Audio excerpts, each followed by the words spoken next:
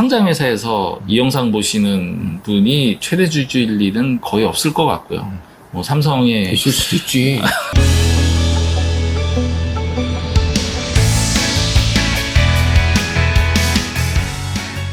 문제를 남겨주시면 답은 저희가 찾겠습니다.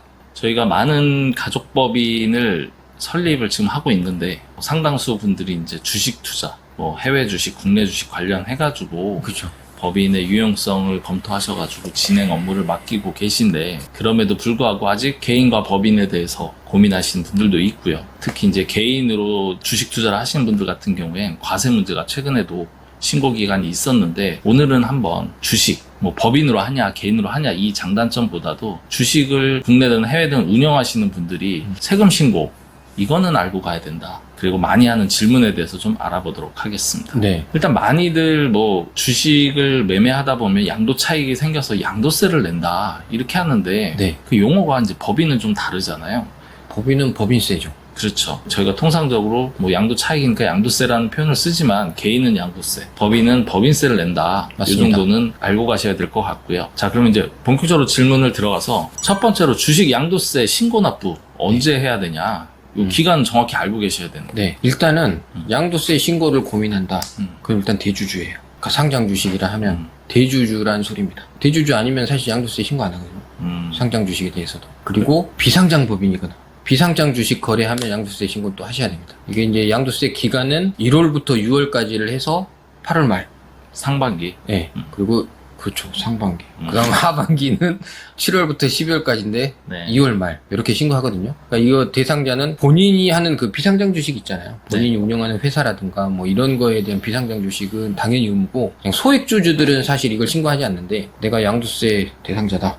대주주신 겁니다. 그렇게 이해하시면 되고 대주주에 대해서는 좀 뒤에서 알아볼 거고 네. 지금 얘기하신 건 개인 얘기잖아요. 개인이죠. 네, 법인은 그러면 언제 신고하나요? 법인은 법인세 신고만 하시면 되는 거예요. 3월 말에. 예, 또 말씀드리지. 네. 그렇죠. 법인 같은 경우는 이제 12월 결산 법인 같은 경우는 3월에 네. 대부분 이제 법인세 신고하면서 한다. 이 정도 이해하면 될 것 같고요. 그 다음에 가장 많이 하는 질문이 요즘은 이제 국내 주식만 하는 게 아니고 국외, 즉 해외 주식을 많이들 하시잖아요. 네네네. 그러다 맞습니다. 보니까 모으는 플러스가 나기도 하고 마이너스가 나기도 하고 하면서 이게 합산이 되냐. 왜냐면은 나는 실제로 번 돈은 없는데 해외 주식은 플러스가 났고 국내 주식은 마이너스가 됐는데 네. 해외 거에 대해서는 내야 되는 거냐, 이거 합산 안 되냐, 뭐 이런 얘기들을 하시는데 한번 정리를 좀 해주시죠. 됩니다. 이게 2020년부터 바뀌었어요. 네. 예, 법이 개정돼가지고 국내 주식이랑 해외 주식 그 수익을 통산하거든요. 그래가지고 내는데 여기서 이제 주의하실 점이 뭐냐면 그러니까 해외 주식은 무조건 세금 내잖아요. 근데 국내 주식은 소액 주주는 세금을 안 내요. 그렇죠. 예, 그리고 대주주부터는 세금을 내거든요. 그래서 세금 내는 거에 대한 주식하고의 수익 통산이 되는 거지 세금 안 내는 주식은 어차피 세금 안 내기 때문에 통산이 안 됩니다. 즉, 이 얘기는 국내 주식을 소액주주, 즉 대주주가 아닌 상태에서 운영하시면서 그 손익은 합산이 되지 않는다. 그렇죠. 억울하잖아. 근데 너무 억울하지 않나요? 글쎄요. 억울할지는 모르겠네요. 왜냐면 세금을 원래 안 내니까, 이익이 나도 안 내니까. 야, 그렇죠. 네. 뭐 바로 그 의미에서 통산이 안 된다는 겁니다. 그래서 본인이 일단 계속해서 언급되는 이 대주주, 과연 대주주가 내가 해당이 되는지, 네. 안 되는지, 어디까지 해당이 되는 게 대주주인지, 요 내용이 이제 오늘 하나의 이제 테마가 될 텐데, 자, 국내 주식을 기준으로 했을 때 대주주, 세금을 내는 대주주. 일단 기억하셔야 될 게 숫자가 한 4가지 있는데 네. 1, 그 다음에 2배씩 올라가요. 2, 4, 마지막은 10억 요거든요. 이제 코스피 1%, 코스닥 2%, 그 다음에 뭐죠? 뭐 기타, 코넥스 뭐 이런 거 있잖아요. 4%. 그 지분율 이상이거나 또는 10억 이상이면 대주주가 됩니다. 둘 중에 하나만 충족이 돼도 그렇죠. 이제 대주주가 되는데, 상담 오시는 분들 중에 이제 대주주인 분들이 상당히 많고, 뭐 네. 대부분은 요건 중에서 어떤 걸 갖췄냐 보면 이제 10억이죠. 네, 10억 이상의 10억이 넘죠. 주식 투자를 하다 보니까 대주주 요건을 갖춰서 과세 문제 때문에 뭐 법인 여부를 고려하는 분들도 계신데, 사실 이 대주주에 있어서는 본인만 해당이 되는 게 아니고 다른 특수 관계자들의 합산을 통해 가지고 네. 대주주 요건을 본다고 하는데, 이 부분도 한번 같이 설명해 주시죠. 그래서 가족법인이 요즘에 많이 설립되는 거예요.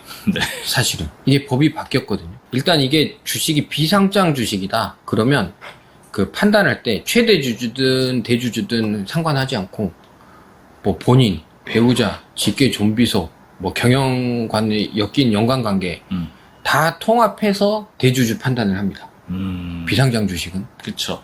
근데 이제 상장 주식은 최대 주주냐 대주주냐에 따라서 나뉘거든요. 네. 근데 최대 주주는 똑같아요. 뭐 배우자, 사촌, 혈종, 뭐 삼촌, 인척, 아이, 어려워.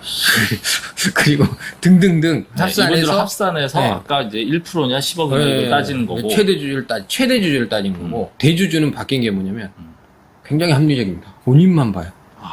본인만. 그러면 이런 연관관계를 보지 않고 본인이 갖고 있는 주식이 대주주냐 아니냐를 보는 거죠. 그렇죠. 박스무사 설명할 때 최대주주라는 표현하고 이제 대주주라는 표현을 썼어요. 그게 네. 요건이 조금 다른데 다릅니다. 이제 최대주주라는 건 지분율이 가장 많은 그렇죠. 포지션을 차지하는데 상장회사에서 이 영상 보시는 분이 최대주주일 일은 거의 없을 것 같고요. 뭐 삼성의 있을 수도 있지.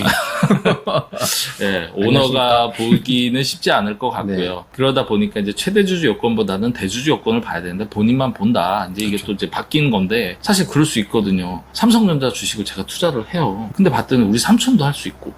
그쵸? 그러니까. 네. 이렇게 해가지고 이거 합산해가지고 10억이라고 하면 삼촌이 했는지 안 했는지도 몰랐는데 내 대주주래. 이래버리면 너무 불합리하기 때문에. 그래서 법이 바뀐 겁니다. 그렇죠. 예, 대주주 요건은 상장 주식일 때 본인만 본다. 그러나 비상장 주식은 다르다. 그렇죠. 그렇죠. 우리가 알고 있는 일반 중소기업의 비상장 회사들 같은 경우에는 가족들의 집합이잖아요. 다 알고 있죠. 네. 누가 누군지. 그렇죠. 그리고 대부분 이미 대주주라고 보시면 그렇죠. 4%를 안 넘기가 쉽지 않아요. 그렇죠. 비상장 주식. 네.